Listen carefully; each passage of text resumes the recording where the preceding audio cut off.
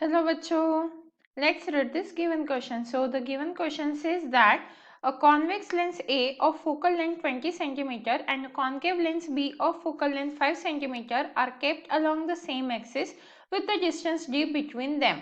If a parallel beam of light falling on A leaves the B as a parallel beam, then the distance d in centimeter will be. तो देखिए बच्चों, question में हमें convex lens और concave lens दिए हैं, दोनों की फोकल लेंथ भी दी है और हमें फाइंड आउट क्या करना है, डिस्टेंस डी, और वो भी सेंटीमीटर में। तो इस क्वेश्चन को सॉल्व करने के लिए हमारा की कंसेप्ट क्या रहेगा? की concept to solve this question is formula. हमारा फॉर्मूला, जब हमारे पास कॉम्बिनेशन होते हैं लेंसेज के, तो हमारा फॉर्मूला क्या हो जाता है फोकल लेंथ फाइंड आउट करने के लिए? 1/f1 plus 1/f2 minus D by f1 f2 is equals to 1/f। तो ये हो जाती है फोकल लेंथ। अब देखिए यहाँ पे हमें क्या बोला गया है कि पैरेलल बीम, मतलब if a parallel beam of light falling on A leaves the B as a parallel beam, मतलब जो इमर्जेंट रे है। देखिए अगर हम डायग्राम के हिसाब से समझे तो सबसे पहले हमारी कौन सी लेंस है, कुछ इस तरीके से हमारे पास कॉन्वेक्स लेंस है, तो ये कॉन्वेक्स लेंस हो गई। उसके बाद है हमारे पास कॉनकेव लेंस, तो हम एक कॉनकेव लेंस ड्रॉ कर लेते हैं। कुछ इस तरीके से हमारे पास एक कॉनकेव लेंस भी है, ये थोड़ा सा कर्व पार्ट दिखाइए। तो इस तरीके से हम लेंस कंसिडर कर सकते हैं। अब कॉन्वेक्स लेंस पे क्या है, पैरेलल बीम है, तो कुछ पैरेलल लेंस हम इस तरीके से शो कर सकते हैं। देन उसके बाद क्या हो रहा है, ये जो है कॉन्वेक्स लेंस से कॉनकेव लेंस पे जा रही है, ये जो लाइंस है ये, तो कुछ इस तरीके से ये कहाँ पे जा रही है, कॉनकेव लेंस पे। और यहाँ से जब बाहर निकल रही है तब भी वो पैरेलल बीम ऑफ लाइट ही है, कुछ इस तरीके से। तो हम ये डायग्राम कुछ इस तरीके से शो कर सकते हैं, और अगर हम इनका कॉमन पॉइंट ले तो यहाँ पे आ जाएगा कुछ। तो ये जो है कॉनकेव लेंस, इसकी फोकल लेंथ हमें कितनी दी हुई है, 5 सेंटीमीटर।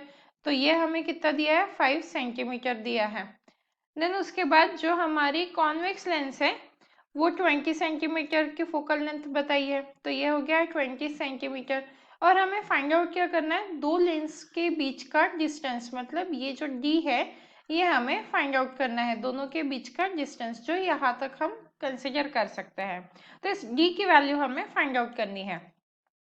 अब देखिए क्योंकि हमें बोला गया कि जो रिजल्टेंट रे है वो पैरेलल ही है, तो एक्सिस के पैरेलल अगर हमें रिजल्टेंट रेस चाहिए तो कब मिलता है, उसके लिए हमारे पास कंडीशन होती है। तो वहां पे हम कंडीशन देख लेते हैं।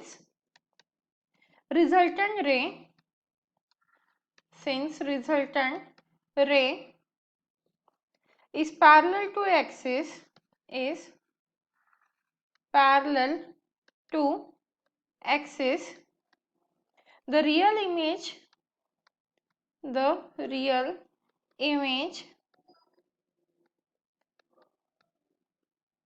is going to be formed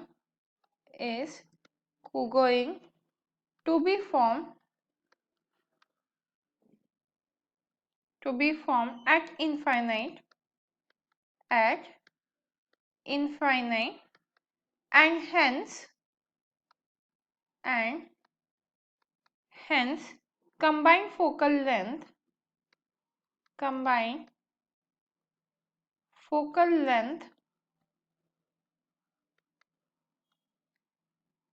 तो ये जो कंबाइंड फोकल लेंथ है वो क्या होनी चाहिए, हमारी इनफाइनाइट होनी चाहिए, क्योंकि रियल इमेज कहाँ पे बनने वाली है, इनफाइनाइट पे।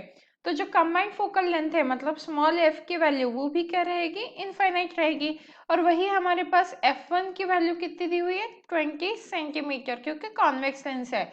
और f2 मतलब कॉनकेव दिया है, इसलिए हमें नेगेटिव कंसिडर करना होगा 5 सेंटीमीटर। और d की वैल्यू हमें फाइंड आउट करनी है। तो अब हमारे पास सभी वैल्यूज है, फॉर्मूला में सब्स्टिट्यूट करके हम आंसर फाइंड आउट कर सकते हैं। तो यहाँ पे लिखेंगे therefore 1/infinite is equals to 1/20 plus 1/-5 minus D, और डिवाइडेड बाय आ जाएगा 20 इंटू -5। तो इसे सॉल्व करेंगे तो हमारे पास डी की वैल्यू क्या आ जाती है, 15 सेंटीमीटर। मतलब हमारा जो ऑप्शन सी है वो करेक्ट आंसर है। Hence, the final answer for the given question, that is the distance d between the two lenses, is 15 centimeter. Hope you understood it well. Best of luck.